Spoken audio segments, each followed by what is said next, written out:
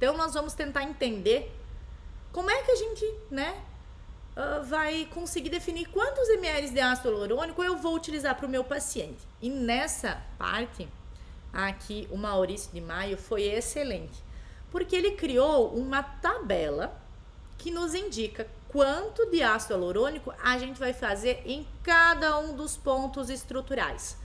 Então, a gente tem uma variação de volume mínimo, médio e máximo para a gente estar utilizando no nosso paciente para conseguir entregar resultado.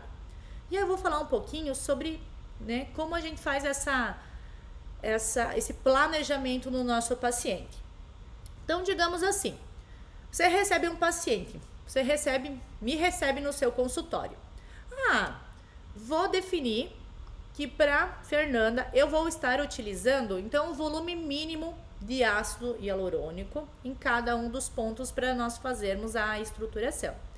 Então ali, ó, está marcando no L1 nós temos 0,1 de ácido hialurônico, no L2 0,2, L3 0,1, L4 0,1. Então assim, ó, são alguns pontos ali que está marcando a quantidade específica para cada um dos pontos do 8-point lift para fazer a estruturação para proporcionar o lifting facial. E quanto isso vai nos resultar? Ali está marcando o volume mínimo, considerando uma M face do paciente. Então, nós temos que fazer o cálculo ali de quanto que a gente vai utilizar em cada um dos pontos e calcular vezes 2, porque nós temos os dois lados do paciente. Então, ali, com volume mínimo, nós vamos utilizar 1 ml de ácido hialurônico para cada um dos lados do nosso paciente. Então, se eu era o paciente em questão, eu vou entregar um resultado de lifting facial com 2 ml de ácido hialurônico. Ai, mas Fernanda, o meu paciente que chegou no meu consultório já tem um grau um pouquinho mais elevado de flacidez, eu já vejo mais sombras faciais, ele já tem um sulco um pouquinho mais marcado. Então, eu acredito que eu preciso de mais do que só 2 ml de ácido hialurônico. Bom, se seu paciente já está um pouquinho mais evoluído no processo de envelhecimento, já tem mais os efeitos da flacidez na face, nós vamos considerar a nossa tabela ali do volume médio. Então, ali, se a gente for calcular cada um dos pontos de estruturação do 8-point lift, nós vamos ter 2,6 ml por M face, o que resulta em 5,2 ml. Claro que aqui nesse caso a gente, né, tem uma tabelinha mais ou menos para nos orientar quanto que a gente vai aplicar em cada um dos pontos.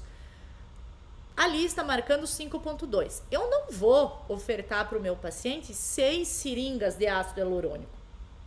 A gente sabe, né, que a maioria das marcas hoje que tem de ácido hialurônico vem sempre com um pouquinho a mais, vem com 1,2 ml de ácido hialurônico. Então, a gente sempre tem um pouquinho, né, de folga ali de preenchedor. Então, eu vou considerar 5 ml de ácido hialurônico para rejuvenescer, né, trazer um lifting facial para o meu paciente que possui um grau médio de flacidez. Agora, se for o caso de um paciente que tem um elevado grau de flacidez, já tem linhas mais aparentes, mais sombras na face, já perdeu aqui os contornos faciais, nós precisamos aumentar o nosso volume, né, de ácido hialurônico para a gente estar utilizando em cada uma dessas regiões. Se a gente for calcular ali o volume máximo dessa tabela por cada um dos pontos, nós vamos ter 4,2 ml por M face, totalizando, se a gente fizer vezes 2, 8,4 ml. Então, partindo da mesma estratégia, nós não vamos estar, né, orçando 9 ml para o nosso paciente. Não, nós vamos utilizar 8 ml para fazer a estruturação, fazer a técnica do 8-point lift. Porque sempre tem aquele chorinho na seringa que nem eu falei antes. Então, a gente já tem uma base, né, do que a gente vai utilizar. É uma regra fixa, Fernanda?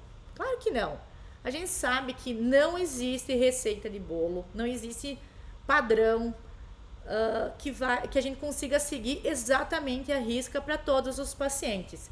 Imagine, ali ó, tem No, no ponto de estruturação L8 tem 1 ml para a gente fazer um ponto de estruturação ali. Ou às vezes tem 0,4 aqui no L2. Uma paciente que já tem um grau de flacidez muito grande, às vezes ela tem uma pele, uma espessura dérmica extremamente fina. Se a gente colocar um ponto grande aqui de ácido hialurônico, quando a gente terminar a estruturação da face, vai aparecer aquelas ondulações em que a gente vê cada um dos pontos do nosso paciente. Os pontos, de preenchimento. Então, cabe a nós, como profissionais, às vezes, avaliar. Por isso que eu falei lá no início. Você precisa avaliar se aquele paciente é um paciente indicado para estar utilizando essa técnica. Porque às vezes você vai ter que utilizar outra técnica antes dessa estruturação do 8-point lift.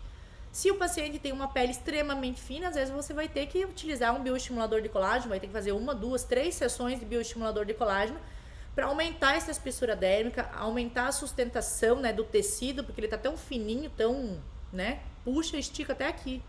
Então, assim, você precisa avaliar também esse contexto desse paciente para saber se vai dar resultado aquela técnica isoladamente ou não.